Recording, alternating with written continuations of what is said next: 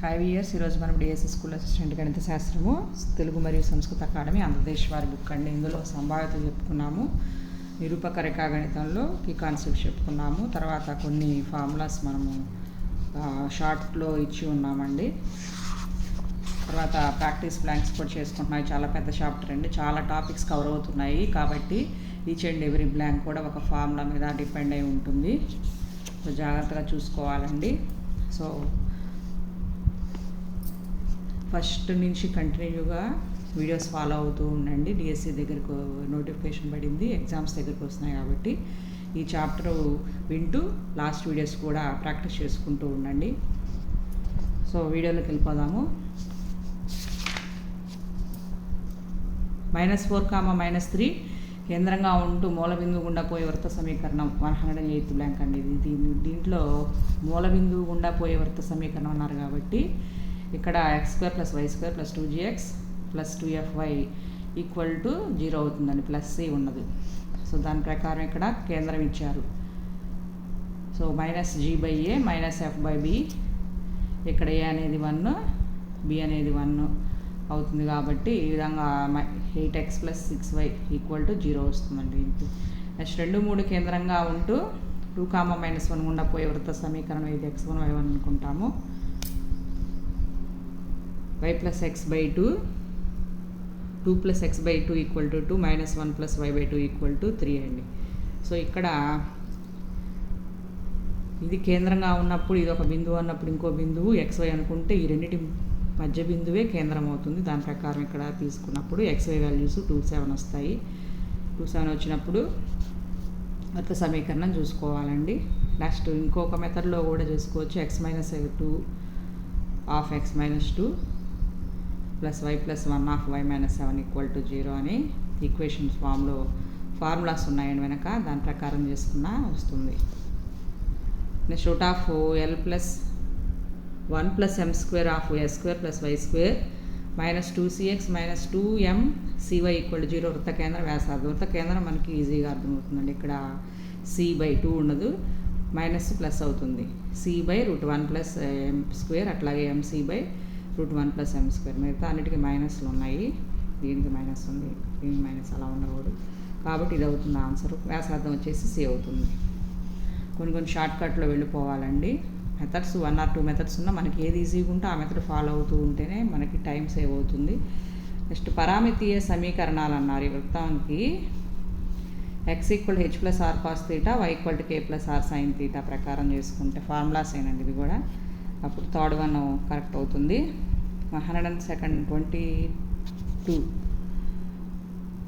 AB బిందువుల x నిరూపకాలు x² + 2x - b² = 0కు మూలాలు, y నిరూపకాలు దీనికి మూలాలు అయితే ఏబీలు వ్యాసాగ్రాల వృత్త సమీకరణాన్ని షార్ట్కట్లో గుర్తుపెట్టుకోవడం. x ప్లస్ రెండింటి కాంబినేషన్ x² + y², తర్వాత +2ax + 2py - b² - q².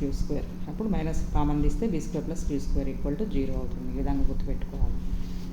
ఏ 3, -1 బిందువు గుండా పోయే ఒక సమీకరణం ఇచ్చారు. వృత్త వ్యాసం రెండో చివరి బిందువు అన్నారు.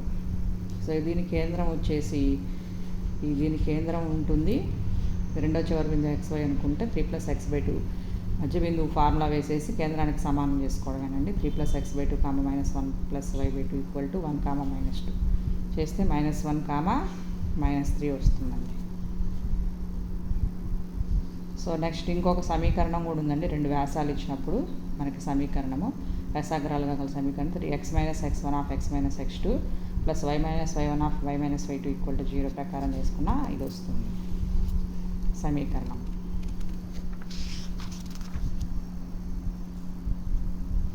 Next 124th blank. దీనికి కామెంట్లో పెట్టండి 10 ఎలా వచ్చిందో. నెక్స్ట్ 125th 2, 5 బిందువు ఇచ్చారు, ఒక వృత్త సమీకరణం ఇచ్చారు, స్పర్శరేఖ పొడవు ఇచ్చారు. సో దీనికి వచ్చేసి root of formula x12 + y12 + 2gx1 + 2fy1 + c = √37 వాళ్ళే ఇచ్చారు. సో దాని నుంచి చేసుకుంటే మనకి -2 వస్తుందండి. ఇక్కడ x1 y1లో 2, 5 సబ్స్టిట్యూట్ చేసుకోవాలి. g అంటే 5/2, f అంటే 2. 126th బ్లాంక్ వచ్చేసరికి వృత్తానికి ఇది స్పర్శరేఖ అయితే దీని స్పర్శ బిందువు ఏమవుతుంది అన్నారు. సో ఇది స్పర్శరేఖ అయినప్పుడు ఆటోమేటిక్గా ఈ బిందువు గుండా స్పర్శరేఖ మీద ఈ బిందువు ఉంటుంది కాబట్టి ఇది త్రో ఆప్షన్ ప్రకారం చేసుకోవడం అండి. -1 × 4 -4 -3 -7 + 7 = 0. నెక్స్ట్ ఇక వృత్తం ఇచ్చారు, మధ్య బిందువు ఇచ్చారు, జా సమీకరణం ఉన్నారు.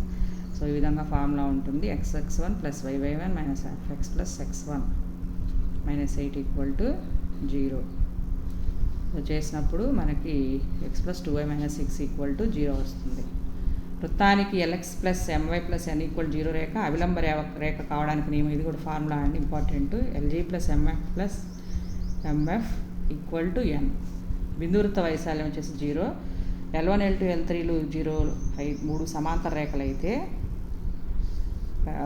Straight line 1 = 0, straight line 2 = 0, straight line 3 = 0. 3 సమాంతర రేఖలు అయితే ఈ 3 రేఖల్ని స్పృశించే వృత్తాల సంఖ్య ఉండదు కాబట్టి 0. బిందు వృత్తానికి గల స్పర్శరేఖ బిందు వృత్తానికి ఎన్నైనా తీసుకోవచ్చు కదన్నప్పుడు ఇన్ఫినిటీ. నెక్స్ట్ 3 బిందువులు ఇచ్చి వాటి గుండా పోయే వృత్త కేంద్రం ఏమవుతుంది? ఈ ఏ అనుకుంటే 1ని మనకి ఈ విధంగా ఫార్ములా ఉంటుంది. x² + y² - ay = 0. 3 బిందువులు గుండా పోయే వృత్తము. ఈ విధంగా ఫార్ములా ప్రకారం ఏ అంటే 1 కాబట్టి -x - y = 0. అప్పుడు కేంద్రం వచ్చేసి 1/2, 1/2 అవుతుంది.